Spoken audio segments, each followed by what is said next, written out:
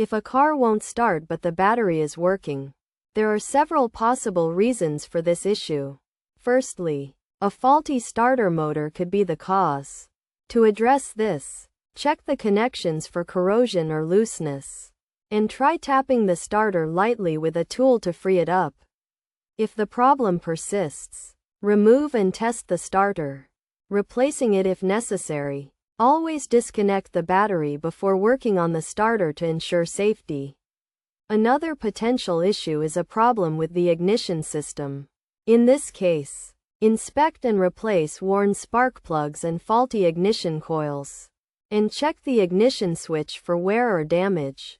Verify that the wiring connections are proper, and use a multimeter to test for electrical continuity. Additionally, fuel delivery problems could be the culprit.